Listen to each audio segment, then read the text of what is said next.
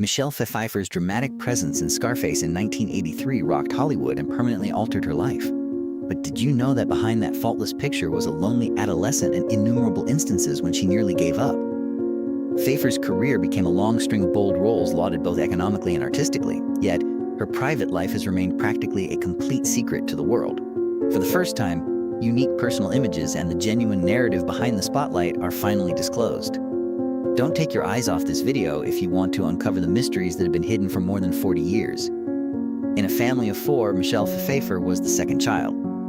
Her father, Richard Pfeiffer, worked as a heating and air conditioning systems engineer, a vocation that demanded accuracy and quiet concentration. Her mother, Donna, was a devoted homemaker who kept the household warm, orderly, and disciplined.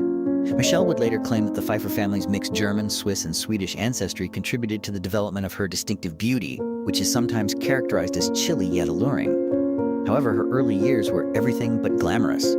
Michelle previously mentioned that she was a shy youngster, often avoiding attention and growing up with a lasting sense of not quite belonging anyplace. Still, over her years at Fountain Valley High School, Michelle gradually discovered satisfaction in self-expression. She enjoyed extracurricular activities and frequently took part in school plays, even though she had no dreams at the time of movie stardom. She enrolled at Golden West College after graduating in 1976 with the intention of pursuing a career as a court reporter, which at the time was ideal for her quiet disposition because it was a steady, low-profile office position with little public exposure.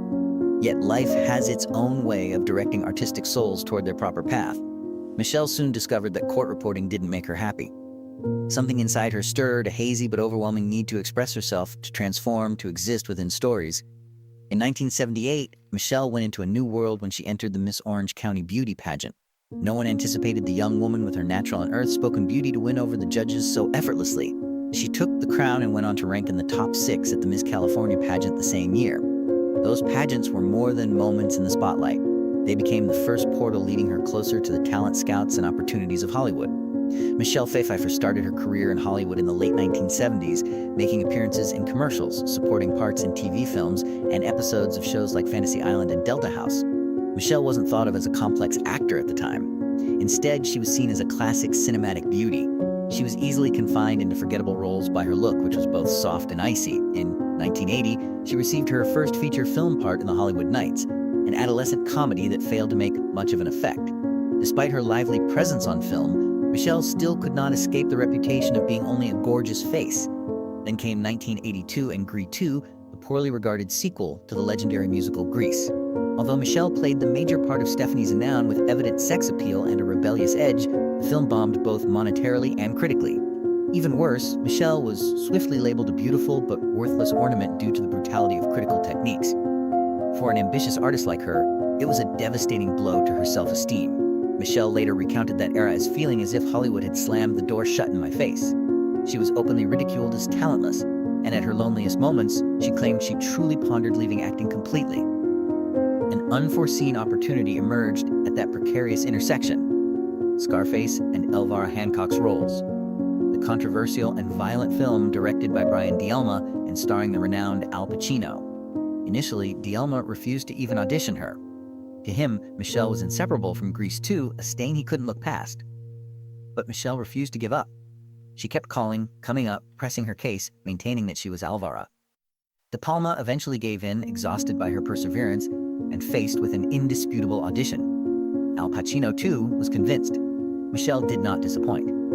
As Elvira, the cold, disillusioned, and spiteful woman stuck in a violent criminal world, she didn't rely on dialogue or dramatic expressions. She acted with her eyes alone, empty, detached, yet weighted with unspoken grief. She wasn't merely introduced to a larger public by that performance. It caused reviewers and industry insiders to evaluate her entirely, not simply as a gorgeous woman, but as a serious actress. Michelle was a decorative actress who was cast aside, but her talent allowed her to rewrite her own career. After Scarface, Michelle made a tremendous transformation. She took on increasingly tough tasks and changed herself at an incredible pace. She received her first Academy Award nomination for her depiction of Madame Marie Derville, a French noblewoman caught between desire and rationality in a risky relationship. Michelle's restrained acting turned every glance and moved into something frightening. A year later, she received yet another Oscar nomination thanks to The Amazing Baker Boys, which also marked the moment she demonstrated her complete spectrum of artistic abilities by confidently and deeply acting, singing, and dancing. One of the most famous movie moments of that decade is the picture of Michelle in a red dress sitting atop a piano and singing Make Whoopee. And then, in 1992, Michelle stepped into mythology with her portrayal as Catwoman Selina Kyle in Batman Returns, directed by Tim Burton. No one could forget the razor-sharp feline eyes, the skin-tight black leather suit, and the atmosphere that was both enticing and horribly wounded. Michelle was more than simply a glitzy evil. She represented revolt itself. A woman who is crushed by society yet rises anew out of sheer survival instinct. The portrayal made her into a true pop culture icon.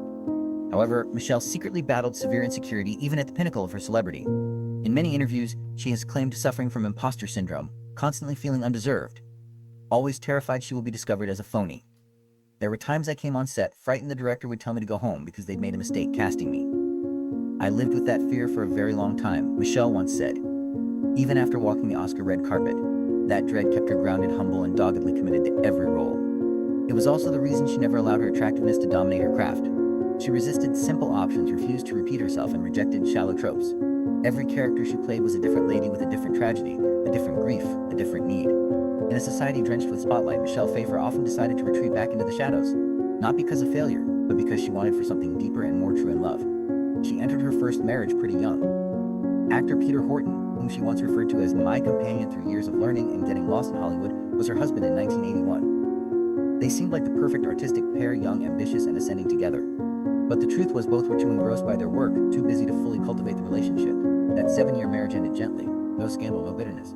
But behind the silence was a Michelle who began to contemplate carefully on the meaning of love and true presence in another person's life. Later, she started dating actor Fisher Stevens. It was a lovely but turbulent time. 3 years together allowed her to discover more about herself, yet like the wind, the romance finally vanished. And then in the moment she finally let go of the idea of perfection, Michelle met the most profound love of her life, motherhood. In 1993, while still single, Michelle Pfeiffer made the decision to adopt a newborn baby girl whom she eventually called Claudia Rose. That decision was based on strong intuition rather than impulse. In a culture where women are often urged to be settled before becoming mothers, Michelle went against the stream. With quiet confidence, she helped redefine modern parenting, proving that love needs no societal circumstances, only a heart big enough to give it. Amazingly, she met David a few months later. Kelly, the acclaimed television writer and producer behind series like Ali Mechiel and Boston Legal. They met at a movie screening arranged by friends and instantly found they spoke the same language, honest, clever, witty, and unpretentious. In 1993, they married. In 1994, their son John Henry was born together with Claudia Rose. The strongest pillar of Michelle Pfeiffer's life turned out to be her modest family. She once commented, "David is the one person who never tried to change me. I am stronger than anyone else could be because of his silent support."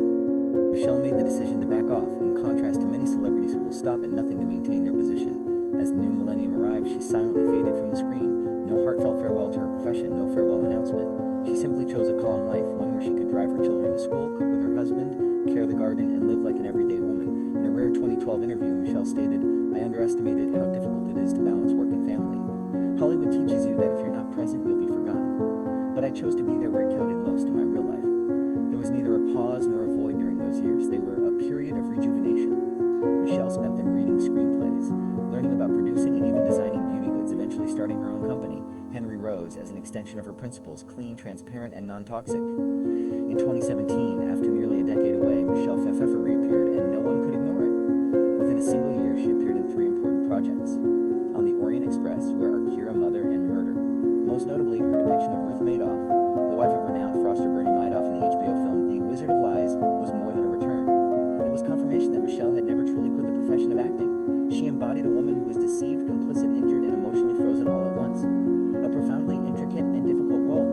The performance garnered her her first Emmy nomination, a well-deserved accolade for a return that was quiet, strong, and full of integrity. Crossing into her 60s, Michelle Pfeiffer is not just one of Hollywood's most acclaimed actors, but also a symbol of maturity and grace. She doesn't cling to youth, chase trends, or strive to reinvent herself. She simply remains who she is, and that is precisely what makes her shine in her own manner. "Women don't need to shout to be heard," she once said. "We just need to speak when it genuinely counts." Michelle Pfeiffer continues to write the last or possibly the newest chapter of her artistic and human journey in her purposeful stillness. There, viewers witness more than just a movie star. They witness a lady who understands how to live, love, and take a momentary break before coming back even more stunning. I sincerely appreciate you spending time to watch this entire video. Please don't hesitate to hit like to let me know if you thought today's information was useful or interesting. And if you haven't subscribed yet, press that subscribe button to make sure you don't miss our forthcoming videos. I'll be back with many more excellent stories shortly.